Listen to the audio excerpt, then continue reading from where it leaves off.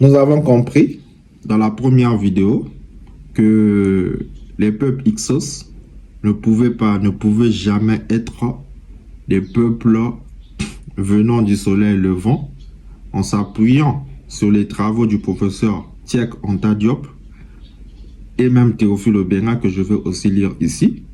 C'est parce que selon le professeur Tiek Anta Diop, dans Nation Nègre et Culture, à la page 95, il a démontré à travers la langue sacrée Médu-Néjar, Eka, Kassout égale Xos. Et lorsqu'on parle de la désignante Sout, ça fait référence du sud, dans les peuples de Couche ou de la Nubie. Et que les Hyksos ne pouvaient pas être les peuples venant du soleil levant ou de l'Asie, selon les travaux du professeur Tiek Anta Diop dans Nation Nègre et Culture, page 95. Et même dans l'antériorité des civilisations nègres à la page 211, il dit que les Hyksos n'étaient pas des envahisseurs asiatiques, mais des Africains du Soudan ou de Nubie. Page 211, antériorité des civilisations nègres, d'après le professeur Tiek Anta Diop. Donc, un véritable kémite, c'est celui qui va s'appuyer sur les travaux du professeur Tiek Anta Diop et non sur les travaux de Manétan. Que dit le professeur Théophile Obenga concernant cette invasion des Hyksos? Parce que le professeur Théophile Obenga, il refuse même le mot invasion. Ça, je vais vous le lire bien après. J'aimerais d'abord vous lire ce qu'il dit d'après la source, le sens de la lutte contre l'africanisme eurocentriste de 2001. Il dit, Manétan, ça c'est le professeur Théophile Obenga, il dit Manétan, sous l'influence grecque, a transformé des chefs locaux, Eka, Kassout, souverains des pays étrangers, en envahisseurs barbares pour satisfaire les Ptolémées. Les sources égyptiennes contemporaines ne parlent pas d'invasion. Donc même le mot invasion, là, le professeur Théophile Obenga, il est contre ça d'après la source, le sens de la lutte contre l'africaniste. Donc, jusque-là, d'après le professeur Tiek Anta Diop, d'après le professeur Théophile Obenga, nulle part il est démontré que les Hyksos étaient des Hébreux. Je vais encore vous lire une autre déclaration du professeur Théophile Obenga qui se joint aux déclarations du professeur Tiek Anta Diop. Dans la source, c'est Tiek Anta Diop, Volney et le Sphinx en 1996. Il est dit, comme Diop, Obenga rejette l'identification aux Hébreux. Flavus Joseph a manipulé Manétan pour créer ce lien. Quel lien entre Hyksos ainsi que le peuple hébreu? Il dit les Hyksos adoraient Baal et Seth, non Yahweh. Vous voyez? Déjà nous savons, d'après la structure thoraïque, c'est que les Hébreux, ils adoraient Yahvé. Yahvé, le Yudke Vavke Adonai. Vous voyez? Donc, d'après cette source du professeur Tiek Anta Diop, Volney et le Sphinx en 1996, c'est que Flavus Joseph aurait manipulé les déclarations de Manétan pour créer ce lien entre les Hyksos qui adoraient Baal et Seth, non Yahweh. Leur culture matérielle, poterie, armes est cananéenne, non hébraïque. Donc c'est pour vous montrer, en réalité, lorsqu'on parle des Hyksos, on fait référence au peuple venant du soleil levant, généralement, historiquement, sans d'abord prendre le contexte du professeur Tiek Anta Diop ou de Théophile Obenga, c'est qu'on fait référence au peuple qui venait du soleil levant. Maintenant, le contexte historique de l'époque, c'est quoi? C'est que l'Égypte étant antique, au IIIe siècle avant Christ, était sous la domination grecque, helléniciste, sous la dynastie des Ptolémées. Donc, qu'est-ce qui se passe à ce niveau? Manétan, en se basant sur les inscriptions qui étaient sur la pierre tombale d'Amès, fils d'Abana, c'est que pour lui, les Hyksos étaient des peuples étrangers, c'est-à-dire ceux qui venaient du soleil levant ou de l'Asie. Donc, ce qui est contre les enseignements du professeur Cheikh Anta Diop ou du professeur Théophile Obienga, c'est parce que Flavius Joseph était obligé de reprendre les déclarations de Manéthon pour donner un sens à son peuple qui était beaucoup critiqué. C'est parce que moi j'ai étudié l'histoire de Flavius Joseph qui avait écrit un livre Antiquité, judaïsme. C'est parce que sous la domination romaine au 3e, c'est-à-dire de 313 de 63 avant Christ jusqu'en 313 après Christ, Flavius Joseph, c'est-à-dire il a été pris, il a été ramené à Rome par le grand général Vespasien, parce qu'il a c'est lui-même lui qui avait prophétisé sur Vespasien que Vespasien un jour devait diriger aussi Rome. Et à l'époque, les Juifs étaient considérés comme étant un peuple sans histoire, un peuple faible, un peuple qui était beaucoup critiqué. Donc, Flavius Joseph était obligé de donner un sens historique à son peuple, de trouver un ancêtre fort à son peuple. D'où c'est Flavius Joseph qui est venu avec cette idéologie que les Hyksos étaient des Hébreux. Il le dit. Tout à l'heure, je vais revenir là-dessus pour vous le montrer. Que dit Donald Redford, un égyptologue du Penn State University? Il dit une chose, j'aime ça. Il dit les Hyksos étaient des Cananéens, pas des Hébreux. Il dit les Hébreux n'étaient qu'un groupe marginal parmi les nombreux Sémites d'Égypte. Leur association est une invention de Flavius Joseph. Ça, c'est un égyptologue, Donald Redford. Il contredit, c'est-à-dire il nie totalement que les anciens Hébreux étaient des Hyksos. Et je vous lirai encore d'autres égyptologues qui nient cette idéologie de penser que les Hyksos étaient des Hébreux. C'est parce que même chronologiquement, ça ne tient pas. Lorsqu'on prend l'invasion Hyksos qui s'est déroulée autour des années 1550 et l'exode des Hébreux qui tombe pratiquement vers les années 1250, ça ne tient pas parce qu'il y a, si vous prenez 1550, pratiquement moins 1250, on tombe pratiquement vers 300 ans de silence. Donc Moïse serait né après l'invasion des Hyksos. C'est-à-dire les Hyksos sont déjà venus, l'histoire s'est déjà déroulée et c'est fini. Après maintenant Moïse vient. Parce que Moïse lorsqu'il vient, c'est sous le règne de Ramsès II, lorsqu'on essaie de faire des datations chronologiques pour éviter de faire les déclarations en l'air.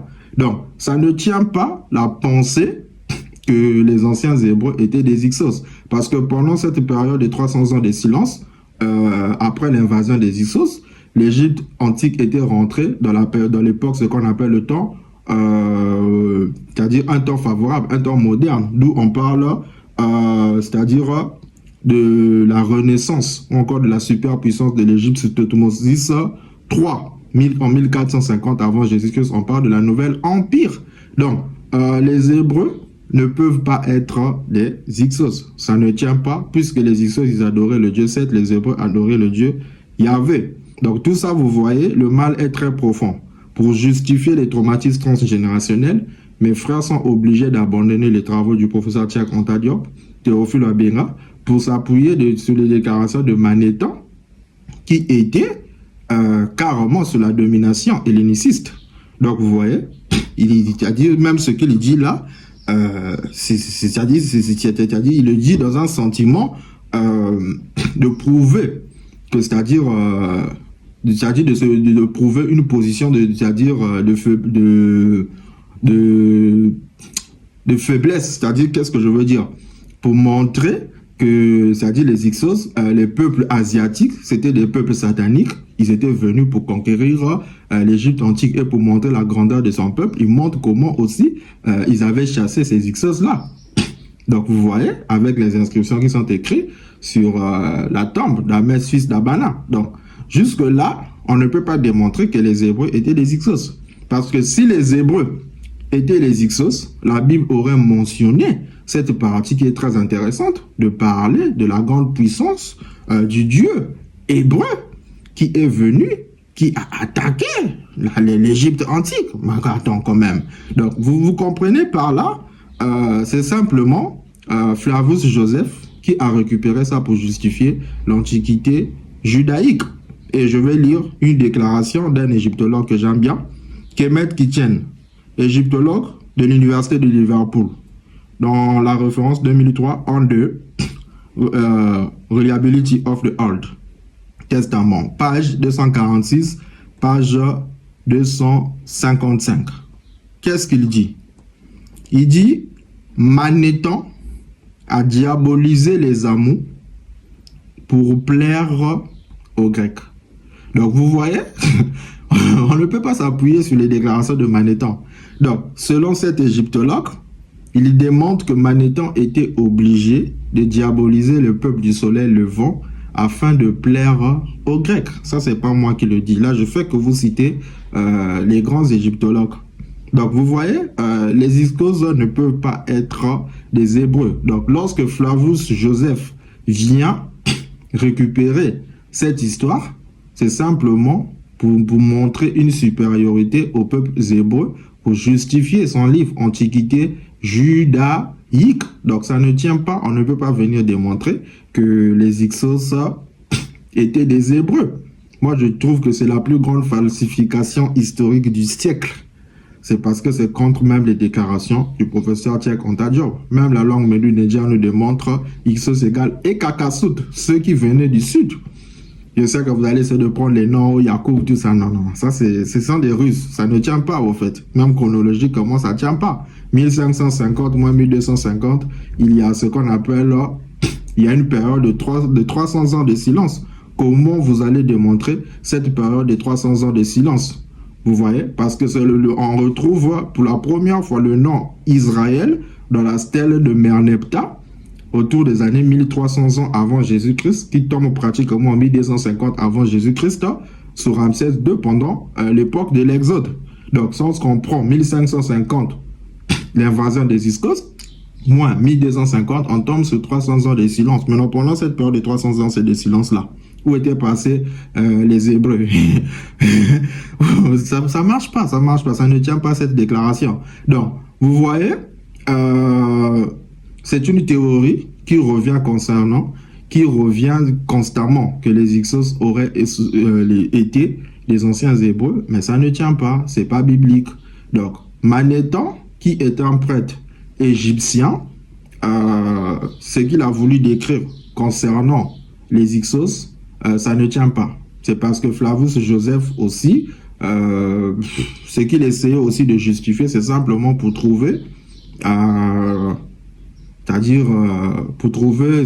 pour positionner son peuple comme étant un grand peuple aussi dans l'histoire, puisque les Juifs étaient considérés comme étant un peuple faible jadis. Donc, on ne peut pas venir sur les médias et crier haut et fort que les anciens Hébreux seraient des Hyksos. Ça ne tient pas.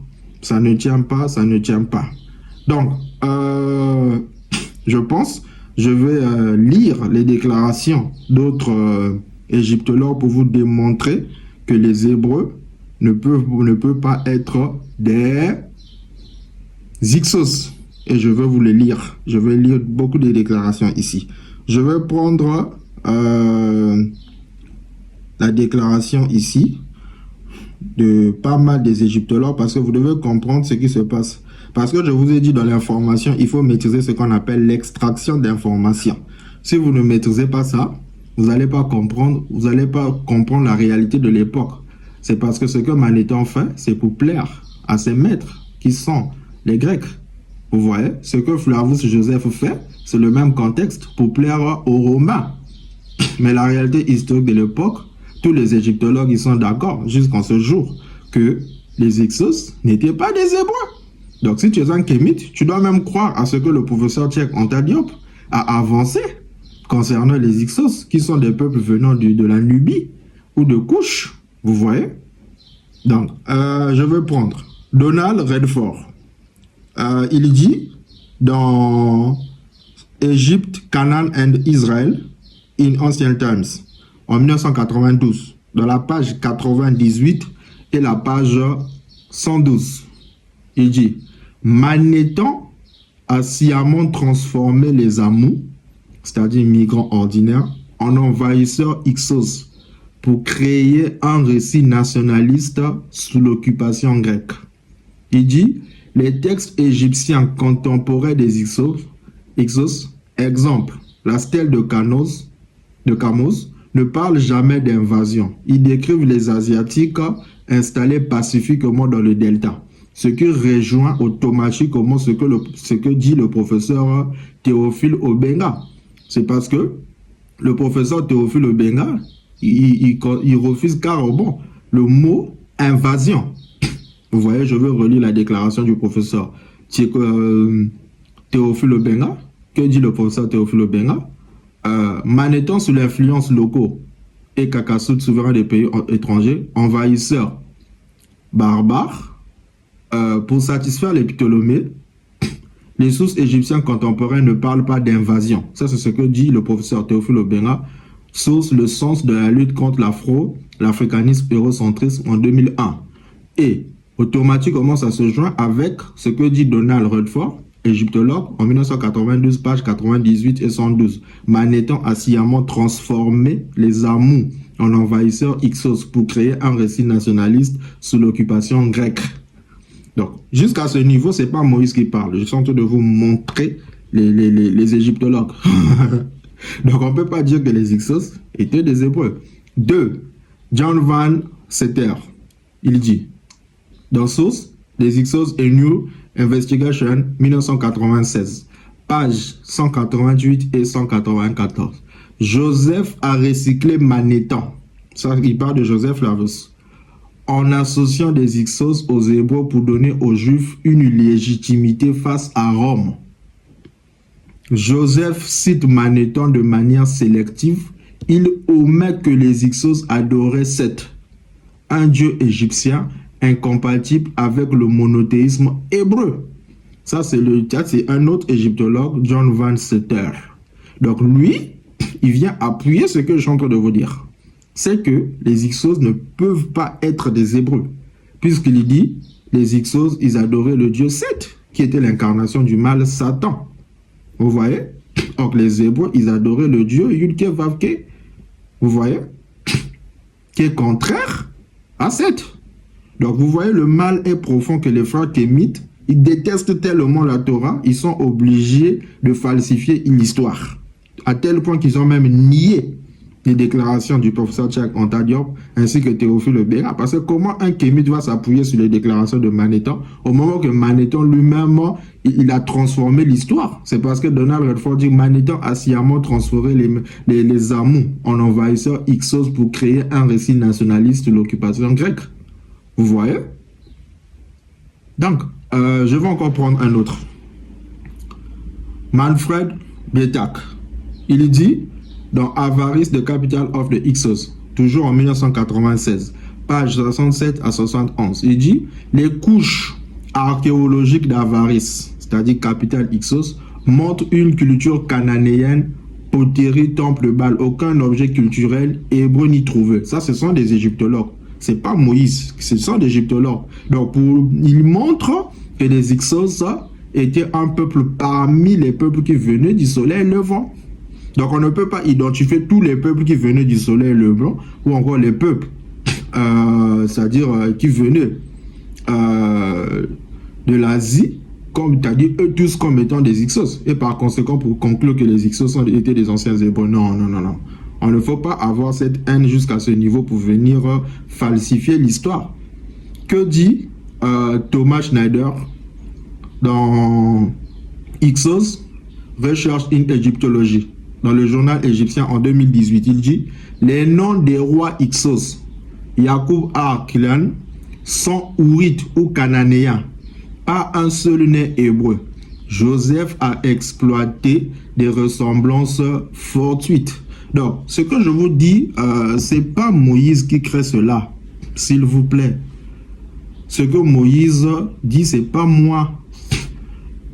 Que ce soit le professeur Tchak Anta Diop, que ce soit le professeur Théophile Obenga, que ce soit tous les égyptologues jusqu'à l'époque moderne, ils ont contesté cette falsification historique que l'invasion des Hyksos serait identifiée comme étant les peuples hébreux. On ne peut pas venir crier haut et fort sur la toile que les Hyksos étaient des Hébreux. C'est pas possible. Le même contexte historique de Manéthon, c'est le même contexte historique de Joseph Flavius Vespasien. Parce que Manéthon a utilisé cette invasion pour plaire aux Grecs et Flavius Joseph a récupéré cela pour trouver, pour démontrer que son peuple était fort et pour justifier l'antiquité judaïque envers les Romains qui qualifiaient les Juifs comme étant un peuple faible. D'où Flavius Joseph dit ces Hyksos-là, ce n'est rien autre que nous, les Hébreux. Donc vous voyez, et aujourd'hui, curieusement, j'entends un frère aîné kémite vient crier haut et fort sur la toile que les anciens Hébreux qui c'est-à-dire n'étaient rien autre que ces peuples Hyksos qui ont envahi l'Égypte antique. Au moment que, même chronologiquement, ça ne tient pas. Parce que lorsqu'on prend 1550 avant Jésus-Christ, invasion des Hyksos, jusqu'en 1250 pratiquement, selon la stèle de Mereneptah, qui remonte vers 1208, avant Jésus-Christ, lorsqu'on essaye de faire des calculs approximatifs, on tombe sur 300 ans de silence. Et cette période de 300 ans de silence, c'est que l'exode avait déjà eu lieu au moment que l'exode devait venir plus tard, sous Ramsès II, et que l'Égypte entre encore dans une période, dans un moment de gloire, de force, précisément sous Thoutmôsis III, en 1450, avant Jésus-Christ, on parle de la période de la Nouvelle Empire. Or, selon la structure thoraïque biblique, lorsque les Hébreux sont sortis de l'Égypte, après l'Égypte s'est effondrée. Donc vous voyez, moi je pense que c'est seulement les traumatismes transgénérationnels qui alimentent les frères noirs en leur haine envers la Torah de Moïse. Ils sont obligés même d'abandonner ce que dit le professeur Tiak Anta Diop, ce que dit le professeur Théophile Obenga concernant les Hyksos, pour s'appuyer sur Manéthon qui a fait des déclarations pour plaire à ses maîtres qui n'étaient rien autre que des Grecs. Et Joseph Flavius Vespasien Joseph, pour légitimiser les Juifs, il a utilisé les déclarations de Manéthon et il a trouvé une place pour son peuple, pour démontrer que les Hyksos, là, c'était rien autre que les Hébreux, les anciens Hébreux. Donc ça ne tient pas. Donc, s'il vous plaît, il faut apprendre ce qu'on appelle l'extraction de l'information. Vous voyez? Parce que l'information est un élément de la connaissance qui doit être transmis. Dans le domaine de l'extraction, il faut structurer, on extrait, on structure, on récupère les informations qui sont pertinentes, on donne au peuple les vérités qui sont réelles. Vous voyez? Donc, on ne peut pas dormir un matin, se réveiller, venir dire que les Hyksos étaient des Hébreux. Et ceux qui adoraient Seth, les Hébreux qui adoraient le Yud-Keh-Vav-Keh Adonai. Donc, j'ai voulu simplement pour vous montrer, vous devez faire très attention avec tout ce que vous lisez, avec tout ce que vous écoutez. C'est parce que les Hyksos ne peuvent pas être des Hébreux. Selon le professeur Tiek Anta Diop, que nous croyons à 100%, et que les Hyksos étaient des peuples de la Nubie, ou de Couche, ou du Soudan, parce que Hyksos égale Ekakasout. Le Sout fait référence au peuple venant du Sud. Dans Antériorité des civilisations nègres, il dit que les Hyksos n'étaient pas des envahisseurs asiatiques, mais des Africains du Soudan ou de Nubie. Nation nègre, écriture, page 95, il démontre aussi que les Hyksos étaient des peuples qui venaient du Sud. Et même le professeur Théophile Obenga, il réunit carrément cette déclaration de Manéthon. Il lui montre le contexte historique de l'époque. Il dit, Manéthon, sous l'influence grecque, a transformé des chefs locaux et Kakassout, souverains des pays étrangers, en envahisseurs barbares pour satisfaire les Ptolémées. Les sources égyptiennes contemporaines ne parlent pas d'invasion. Source, le sens de la lutte contre l'africanicité eurocentriste 2001. Ce qui rejoint automatiquement ce que dit Donald Redford. Il dit Manéthon a sciemment transformé les Amous en envahisseur Hyksos pour créer un récit nationaliste sur l'occupation grecque. Et plus tard, Joseph Flavius a récupéré ces mêmes déclarations. John Valsetter le dit, a recyclé Manéthon en associant Hyksos aux Hébreux pour donner aux Juifs une légitimité face à Rome. Donc, il dit encore, Joseph ne cite pas Manéthon de manière sélective. Il omet que les Hyksos adoraient Seth, incompatible avec le monothéisme hébreu. Source de Hyksos et New Investigation, 1966, page 188 à 194. Donc, vous devez faire très attention avec ce que vous lisez. Vous devez faire très attention. Donc, les Hébreux n'ont jamais été des Hyksos. Je vous ai toujours dit que la Torah est un livre mystique. Donc, ici, j'étais obligé de descendre au niveau du chat pour vous montrer le mal profond que les frères kémites ont devant la Torah. Ils ont même abandonné le grand professeur Cheikh Anta Diop ainsi que Théophile Obenga. Ça me fait mal. À la prochaine. Merci.